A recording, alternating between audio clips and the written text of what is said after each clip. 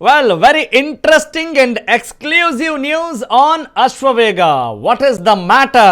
Yes, Siddaramaiah Ahinda ನಾಯಕ, ನಿಕಟಪೂರ್ವ ಮುಖ್ಯಮಂತ್ರಿ, ಹೀಗೆ ಟಗರು ಅಂತೆಲ್ಲ ಕರೆಸಿಕೊಳ್ಳುವಂಥ ಸಿದ್ದರಾಮಯ್ಯ ಈಗ ಈ ಸುದ್ದಿಯ ಕೇಂದ್ರ ಬಿಂದು. What is the news? Let's have a look.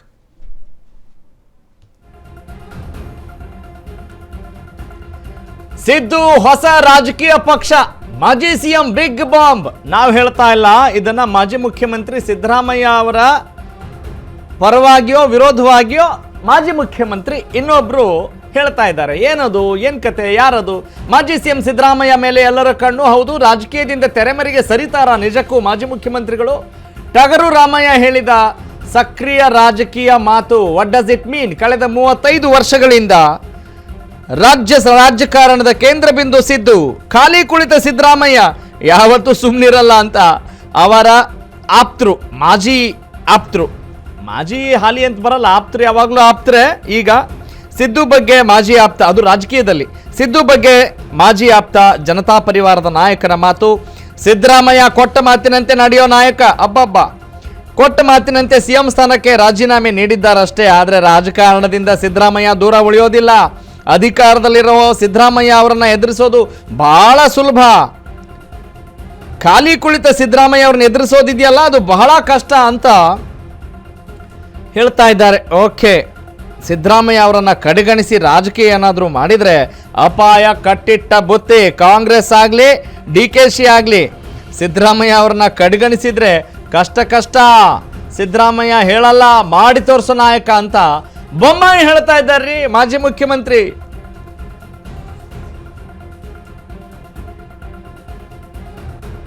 ಮಾಜಿ ಮುಖ್ಯಮಂತ್ರಿ, ಭಾರತೀಯ ಜನತಾ ಪಕ್ಷದ ನಾಯಕ, ಸಂಸದರು.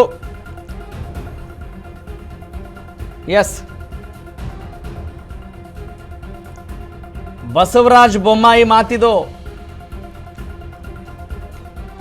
ಖಾಲಿ ಕುಳಿತ ಸಿದ್ದರಾಮಯ್ಯ ಅವ್ರನ್ನ ಎದುರಿಸೋದಿದೆಯಲ್ಲ, ಅದು ಅಷ್ಟು ಸುಲಭ ಅಲ್ಲ,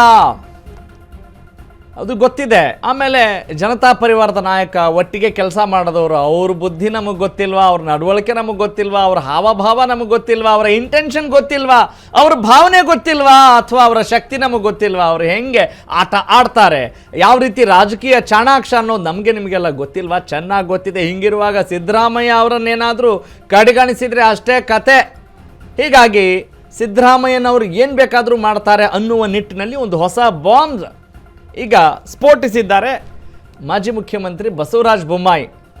ಯಾಕಂತ ಹೇಳಿದ್ರೆ ಎಲ್ಲರೂ ರಾಜಕೀಯದಲ್ಲಿ ಮಿತ್ರರೇ, ಶತ್ರುಗಳ ಅಲ್ಲ.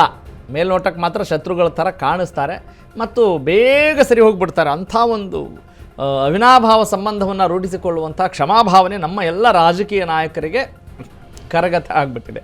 ಎಸ್, ನಾವು let's go for next update. Siddaramaiah ಅವರನ್ನೇನಾದರೂ ಕಡೆಗಣಿಸಿದರೆ ಕಾಂಗ್ರೆಸ್ಗೆ ಅಪಾಯ ಕಟ್ಟಿಟ್ಟ ಬುತ್ತಿ ಅಂತೆ.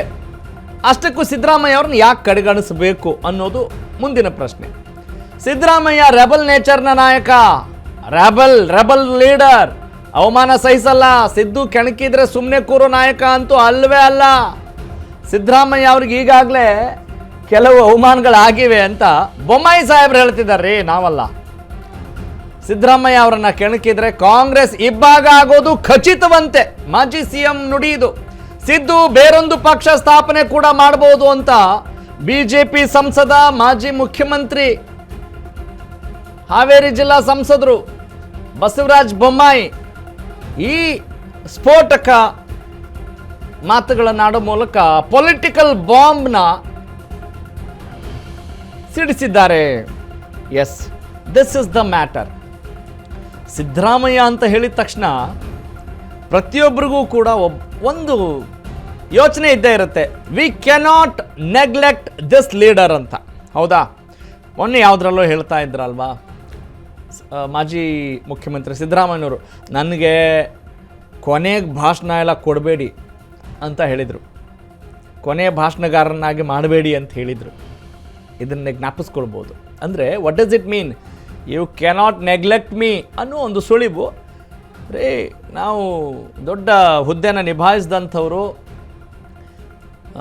ಆಮೇಲೆ ನಮಗೆ ಆದಂಥ ಒಂದು ಸ್ಥಾನಮಾನ ಇದೆ, ವರ್ಚಸ್ಸಿದೆ, ಚಾರ್ಮಿಂಗ್ ಇದೆ ಅಲ್ವಾ, ಎಲ್ಲ ಅಂಶಗಳನ್ನು ಹೊಂದಿರುವಂಥವ್ರು ಅನ್ನೋದನ್ನು ಬಾಯಿ ಮಾತಲ್ಲಿ ಹೇಳೋದಲ್ಲ, ಅವರ ವ್ಯಕ್ತಿತ್ವ, ಅವರ ನಡೆ ನುಡಿ ಸಾರಿ ಸಾರಿ ಹೇಳುತ್ತೆ. ಅದನ್ನು irrespective of all the parties, ಪಕ್ಷಾತೀತವಾಗಿ ಈ ಮಾತುಗಳನ್ನು ಗಮನಿಸ್ತಾರೆ. ಸಿದ್ದರಾಮಯ್ಯ ಅಂತಹ ಒಬ್ಬ ಕಮಾಲ್ ಮಾಡಿದಂಥ ನಾಯಕ, ಸುದೀರ್ಘಾವಧಿಯ ಒಬ್ಬ ಮುಖ್ಯಮಂತ್ರಿ ಅನ್ನುವ ಪಟ್ಟವನ್ನು ರಾಜ್ಯದಲ್ಲಿ ಅಲಂಕರಿಸಿದಂಥ ಒಂದು ವ್ಯಕ್ತಿತ್ವ, ಅದು ಸಿದ್ದರಾಮಯ್ಯ. ಡಿ ಕೆ ಶಿವಕುಮಾರ್ ಅವರಿಗೆ ಬಂಡೆ ಅಂದರೆ ಅಷ್ಟೇ ಗಟ್ಟಿರಿ ನಾನು ಅಂಥೇಳಿ ಟಗರು ಅನ್ನುವ ಒಂದು ಬಿರುದಾಂಕಿತರು ಅಭಿಮಾನಿಗಳಿಂದ. ಹೌದು ಹುಲಿಯಾ ಅಂತ ಅವರನ್ನು ಸಂಬೋಧಿಸ್ತಾರೆ. ಅವರು ಮಾತಾಡೋಕ್ಕೆ ಶುರು ಮಾಡಿದ ತಕ್ಷಣವೇ ಅವರ ವ್ಯಕ್ತಿತ್ವ ಎಂಥದ್ದು ಅಂತ ಗೊತ್ತಾಗುತ್ತೆ. His voice represents his personality ಅಲ್ವಾ. ಬೇರೆ ಪಕ್ಷದಲ್ಲಿ ಇದ್ದುಕೊಂಡು ಇಮ್ಮಿಡಿಯೇಟಾಗಿ ಒಂದು ಹೊಸ ಪಕ್ಷಕ್ಕೆ ಸೇರ್ಪಡೆಯಾಗಿ, ಅಂದರೆ ಕಾಂಗ್ರೆಸ್ಗೆ ದೊಡ್ಡ ಇತಿಹಾಸ ಇದ್ದರೂ ಕೂಡ ಅವ್ರಿಗೆ ಹೊಸ ಪಕ್ಷ ಆಗಿತ್ತು.